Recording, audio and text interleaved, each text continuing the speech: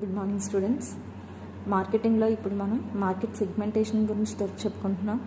So మార్కెటర్కి 3 tasks ఉంటాయి. అవి segmentation, targeting and positioning. Segmentation ఈ 3 కూడా మార్కెటర్కి చాలా ఇంపార్టెంట్ టాస్క్స్ అనమాట. So first task segmentation. అంటే ఒక పెద్ద మార్కెట్ని చిన్న చిన్న భాగాలుగా విభజించడాన్ని సెగ్మెంటేషన్, విభజీకరణ అని చెప్పుకోవచ్చు. సో ఏంటి, ఒక మార్కెట్లో బయ్యర్స్ ఒక భాగం, కొనుగోలుదారులు ఒక భాగం అనమాట. సో కొనుగోలుదారులు అందరూ కూడా ఒకే టేస్ట్ ఉండవు, ఒకే వాంట్స్ ఉండవు, ఒకే రిసోర్సెస్ ఉండవు. అంటే అందరి దగ్గర ఒకటే ఇన్కమ్ గ్రూప్ ఆఫ్ పర్సన్స్ ఉండరు కదా. సో వాళ్ళ యొక్క రిసోర్సెస్ని బట్టి, వాళ్ళ యొక్క క్యారెక్టరిస్టిక్స్ని బట్టి, వాళ్ళ బయింగ్ ప్రాక్టీసెస్ని బట్టి వాళ్ళ పర్చేసింగ్ హ్యాబిట్స్ అనేవి చేంజ్ అయిపోతూ ఉంటాయి అన్నమాట. సో మార్కెటర్ అందరికీ ఒకే ప్రోడక్ట్ని రిప్రజెంట్ చేయలేడు. సో ఒక సెగ్మెంట్ని, అంటే మార్కెట్ని అంతా ఒక చిన్న పార్ట్గా డివైడ్ చేసుకొని వాళ్ళ యొక్క క్యారెక్టరిస్టిక్స్ మీద బేస్ చేసుకొని కానీ, లేదా ఒక లొకేషన్ మీద బేస్ చేసుకుని కానీ ఒక ప్రోడక్ట్ని టార్గెట్ చేయొచ్చు అనమాట. కస్టమర్కి టార్గెట్ చేసి ఆ కస్టమర్ యొక్క బ్రెయిన్లో ఆ ప్రోడక్ట్కి సంబంధించి పొజిషనింగ్ చేయొచ్చు అనమాట. అడ్వర్టైజ్మెంట్స్ ద్వారా ఆ బ్రాండ్కి ఒక కస్టమర్ యొక్క మైండ్లో ఒక ఇంపార్టెన్స్ని తీసుకురావచ్చు పొజిషనింగ్ ద్వారా. సో సెగ్మెంటేషన్ అనేది 4 బేసిక్ క్యారెక్టరిస్టిక్స్ని బేస్ చేసుకుని విభజిస్తారనమాట. So geographic segmentation, demographic segmentation, psychographic segmentation and behavioural segmentation. So geographic segmentation అంటే ఏంటంటే dividing a market into different geographical units such as nations, states, districts, towns and neighbourhoods.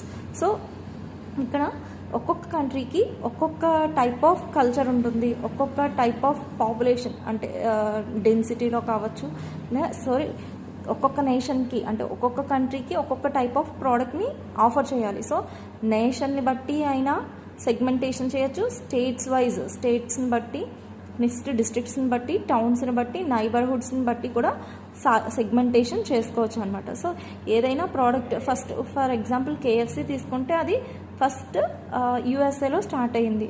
యూఎస్ఏలో ఒక చిన్న గ్రామంలో start అయ్యింది. So అది ఇప్పుడు వరల్డ్ వైడ్గా, ప్రపంచవ్యాప్తంగా దాని యొక్క ప్రోడక్ట్ని అందరికీ కూడా అందిస్తుంది.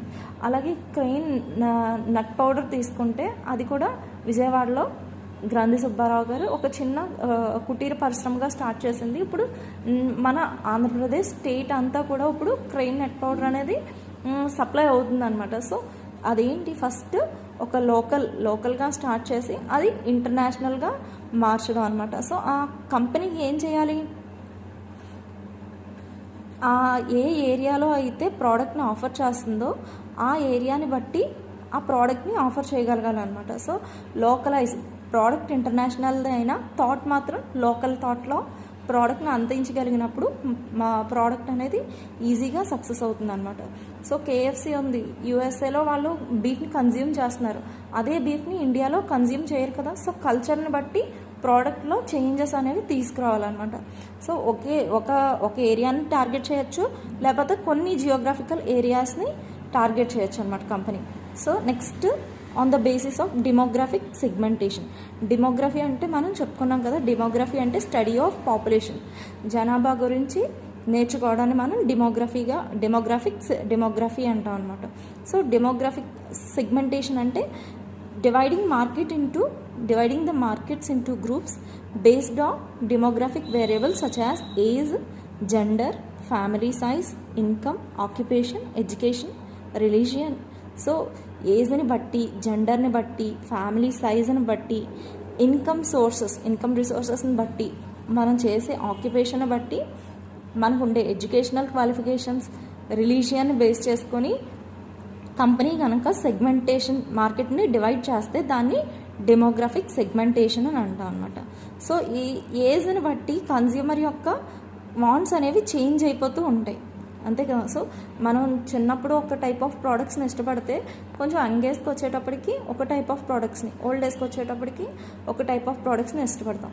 సో అలాగే కంపెనీస్ కూడా ఏజ్ని బేస్ చేసుకొని కస్టమర్స్ని టార్గెట్ చేస్తాయి అన్నమాట. చిన్నపిల్లలకు చూసుకుంటే కాల్గేట్ కిడ్స్ టూత్పేస్ట్ ఉంటుంది, అలాగే కొంచెం జనరల్ కాల్గేట్ అడల్ట్స్కి ఆఫర్ చేస్తుంది. అలాగే సోప్స్లో కూడా బేబీ సోప్స్ అని, నార్మల్ సోప్స్ మనకు తెలుసు కదా. సో అలా జెండర్ని బేస్ చేసుకొని కూడా ప్రోడక్ట్స్ని కంపెనీస్ ప్రోడక్ట్స్ని సెగ్మెంట్ చేస్తాయి అన్నమాట. సో యాక్స్ ఆక్సంబర్గ్స్ ఉందంటే ఎగ్జాంపుల్, కంపెనీస్ యాక్స్ ఆక్సంబర్గ్ ఉందంటే అవి ఏంటి, మేల్ కన్జ్యూమర్స్ని టార్గెట్ చేస్తూ రిలీజ్ చేసినటువంటి ప్రోడక్ట్స్ అనమాట.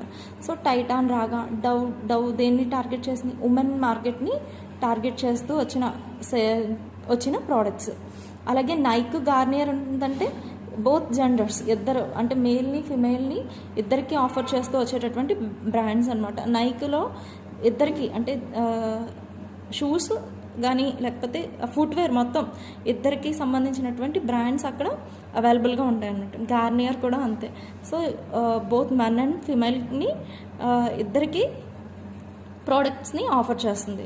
నెక్స్ట్ ఇన్కమ్ని బేస్ చేసుకొని, ఇన్కమ్ అనేది హై ఇన్కమ్ గ్రూప్స్ వాళ్ళు ఉంటారు, లో income groups, middle income groups వాళ్ళు ఉంటారు. సో ఏ ఇన్కమ్ గ్రూప్స్కి తగ్గట్టు ఆ ఇన్కమ్ గ్రూప్స్కి ప్రోడక్ట్స్ని ఆఫర్ చేయాలన్నమాట. సో అది ఎలా అంటే, ఫర్ ఎగ్జాంపుల్ ఇప్పుడు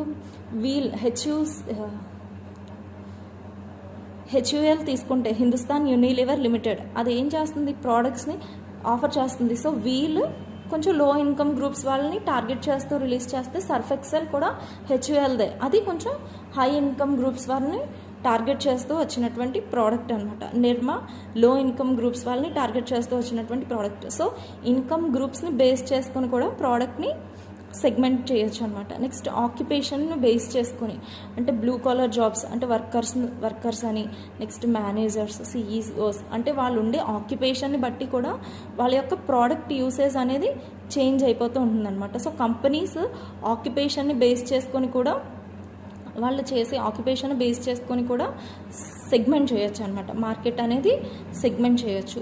సో రిలీజియన్ని ఎలా ఎఫెక్ట్ అవుతుంది? సో ఇప్పుడు మనం ఎగ్జాంపుల్ ఏంటి, యూట్యూబ్ ఛానలే తీసుకుంటే రిలీజియస్కి సంబంధించినటువంటి వీడియోస్ చాలా రిలీజ్ అవుతున్నాయి. సో ఇప్పుడు హిందూస్కి సంబంధించినవి హిందూస్ చూస్తారు, ముస్లిమ్స్. సో ఏ రిలీజియన్ని టార్గెట్ చేస్తే ఆ రిలీజియన్స్. సో అగరబత్తి తీసుకుంటే హిందూ రిలీజియన్ని సెగ్మెంట్. సో రిలీజియన్ని బేస్ చేసుకొని కూడా మార్కెట్ని సెగ్మెంట్ చేయొచ్చు అనమాట. ఓకేనా. నెక్స్ట్ సైకోగ్రాఫిక్ సెగ్మెంటేషన్, అంటే సైకాలజీని బేస్ చేసుకొని. సో ఒక్కొక్కరికి dividing a market into different groups based on social class, life style or personality characteristics. So social class అంటే మీకు తెలుసు, సోషల్ క్లాస్ని బేస్ చేసుకొని, లైఫ్ స్టైల్ని బేస్ చేసుకొని, ఒక పర్సన్ యొక్క లక్షణాలు, క్యారెక్టరిస్టిక్స్ని బేస్ చేసుకొని మార్కెట్ని డివైడ్ చేసేటటువంటి సెగ్మెంటేషన్ని మనం సైకోగ్రాఫిక్ సెగ్మెంటేషన్ అని చెప్పుకోవచ్చు అనమాట. సో సోషల్ క్లాస్ అంటే ఒకే గ్రూప్ ఆఫ్, ఒకే వాల్యూస్, ఒకే ఇంట్రెస్ట్, ఒకే బిహేవియర్స్ ఉండే ఒకే గ్రూప్లో ఉండేటటువంటి వాళ్ళని మనం ఒక సోషల్ క్లాస్ అని చెప్పుకోవచ్చు అనమాట. సో ఆ కస్టమర్స్ యొక్క నీడ్స్ అండ్ వాంట్స్ కొంచెం ఒకేలా ఉండొచ్చు, ఇంచుమించు ఒకేలా ఉండొచ్చు. సో లైఫ్ స్టైల్ని బేస్ చేసుకొని, పర్సన్ యొక్క క్యారెక్టరిస్టిక్స్ని బేస్ చేసుకొని కూడా మార్కెట్ని డివైడ్ చేయొచ్చు అనమాట. పర్సన్ యొక్క క్యారెక్టరిస్టిక్స్ అంటే అగ్రెసివ్నెస్, అంటే కోపం, నెక్స్ట్ సెల్ఫ్ కాన్ఫిడెన్స్, ఇలాంటివన్నీ పర్సన్ యొక్క క్యారెక్టరిస్టిక్స్గా చెప్పుకోవచ్చు. ఇప్పుడు రిన్ అడ్వర్టైజ్మెంట్ తీసుకుంటే మీకు గుర్తుందా, ఒక అమ్మాయి వస్తుంది కదా, so don't judge a book by its cover అని చెప్పి వస్తుంది. సో ఆ అడ్వర్టైజ్మెంట్లో బ్రాండ్ ఏమి ఎలివేట్ చేస్తుంది, అక్కడ బ్రాండ్ క్యారెక్టరిస్టిక్స్ని అలా ఎలివేట్ చేస్తుంది, సెల్ఫ్ కాన్ఫిడెన్స్ని చూపిస్తుంది అనమాట. ఆ బ్రాండ్లో పర్సన్ యొక్క సెల్ఫ్ కాన్ఫిడెన్స్ని ఎలివేట్ అయ్యేలా చూపిస్తుంది. సో బ్రాండ్ పర్సనాలిటీని పర్సన్ యొక్క క్యారెక్టరిస్టిక్స్తో మ్యాచ్ అయ్యేటట్టు, అంటే బ్రాండ్ క్యారెక్టరిస్టిక్స్ని పర్సన్ యొక్క క్యారెక్టరిస్టిక్స్తో మ్యాచ్ అయ్యేలా చేయడం కూడా ఒక టెక్నిక్ అనమాట. సో కంపెనీస్ యొక్క టెక్నిక్స్. సో రిప్రజెంట్ చేయడం అనమాట, పర్సన్ క్యారెక్టరిస్టిక్స్ని ప్రోడక్ట్ క్యారెక్టరిస్టిక్స్తో మ్యాచ్ అయ్యేటట్టుగా చూడటం. అలాగే థమ్స్అప్ని తీసుకుంటే అగ్రెసివ్నెస్ అనమాట. సో యాంగ్జైటీ, ఎనర్జెటిక్గా ఉండడం, సో క్యారెక్టరిస్టిక్స్ని మ్యాచ్ చేయడం అనమాట. సో ఇదే సైకోగ్రాఫిక్ సెగ్మెంటేషన్. లైఫ్ స్టైల్స్ని బేస్ చేసుకుని కూడా ప్రోడక్ట్ని సెగ్మెంటేషన్, అంటే లైఫ్ స్టైల్ వేరు, పర్సన్ యొక్క క్యారెక్టరిస్టిక్స్ వేరు. లైఫ్ స్టైల్ అంటే ద వే ఆఫ్ లివింగ్ అనమాట. ఒకే సోషల్ క్లాస్లో ఉన్న ఒక్కొక్కళ్ళ లైఫ్ స్టైల్ ఒక్కొక్క విధంగా ఉంటుందన్నమాట. ఒక్కొక్కళ్ళ హ్యాబిట్స్, లైఫ్ స్టైల్ అంటే హ్యాబిట్స్, ఒపీనియన్స్, యాక్టివిటీస్ అన్నీ కూడా వస్తాయి అన్నమాట. ఓకేనా. So next behavioural segmentation. Dividing a market into groups based on consumer యొక్క నాలెడ్జ్ని బేస్ చేసుకొని attitude, use or response to a product. ఒక ప్రోడక్ట్కి సంబంధించిన నాలెడ్జ్ని, యాటిట్యూడ్ని, దాని యూసేజ్, దాని రెస్పాన్స్ని బేస్ చేసుకొని కూడా మార్కెట్ని సెగ్మెంట్ చేయొచ్చు అనమాట, డివైడ్ చేయొచ్చు. సో ఒకేషన్స్, సో రకరకాల ఒకేషన్స్ వస్తాయి. For example Diwali, Rakhi, next Mother's Day, Father's Day, Valentine's Day, ఇలా చాలా స్పెషల్ ఒకేషన్స్ ఉంటాయి. ఆ ఒకేషన్స్ని రిప్రజెంట్ చేస్తూ ప్రోడక్ట్స్ని మార్కెట్ చేయొచ్చు అనమాట. సో రాఖీకి అసలు డైరీ మిల్క్కి సంబంధం ఉందా? క్యాడ్బరీ వాళ్ళు ఏం చేశారు, ఆ రాఖీ స్వీట్స్ ప్లేస్లో చాక్లెట్స్ని గిఫ్ట్గా ఇవ్వమని చెప్పి రిప్రజెంట్ చేశారు. అవునా. సో ఒకేషన్స్కి స్వీట్ ఇవ్వడం మన ఇండియన్ ట్రెడిషన్. సో ఆ ట్రెడిషన్ని క్యాడ్బరీ వాళ్ళు ఏం చేశారు, రాఖీకి స్వీట్ ప్లేస్లో క్యాడ్బరీ డైరీ మిల్క్ చాక్లెట్ని గిఫ్ట్గా ఇవ్వచ్చని మార్కెట్ చేసుకున్నారనమాట. సో ఒకేషన్స్ని రిలేట్ చేస్తూ మార్కెట్ చేయడం, ప్రోడక్ట్ని మార్కెట్ చేస్తూ ఉంటారనమాట. Next usage rate. కొంతమంది ప్రోడక్ట్ని కస్టమర్స్ ఏం చేస్తారు, light users, medium users, heavy యూజర్స్గా డివైడ్ చేయొచ్చు అనమాట. యూజర్స్ని, ఎవరైతే ప్రోడక్ట్ని యూజ్ చేసేటటువంటి కస్టమర్స్ని light users, medium users, heavy యూజర్స్గా చెప్పుకోవచ్చు. సో ఫర్ ఎగ్జాంపుల్ ఫాస్ట్ ఫుడ్నే తీసుకుంటే హెవీ యూజర్స్ అంటే ఎవరు ఉంటారు, బ్యాచులర్స్. ఫుడ్ ఇంట్లో ఎవరు లేనప్పుడు వాళ్ళు ఏం చేస్తారు, ఖచ్చితంగా అప్రోచ్ అవ్వాలి, ఏ ఫాస్ట్ ఫుడ్ సెంటర్స్ మీద ఎక్కువ డిపెండ్ అవుతూ ఉంటారనమాట. సో హెవీ యూజర్స్ ఎప్పుడూ ఎక్కువగా ఆ ఫాస్ట్ ఫుడ్ సెంటర్ మీద డిపెండ్ అయ్యి ఉంటారు. కానీ ఇప్పుడు కంపెనీస్ టార్గెట్ చేయాల్సింది లైట్ యూజర్స్ని, మీడియం యూజర్స్ని. వాళ్ళని అడ్వర్టైజ్మెంట్స్ ద్వారా వాళ్ళ కంపెనీస్ వైపు అట్రాక్ట్ చేసుకోగలగాలన్నమాట. Next loyal status. So loyalty అంటే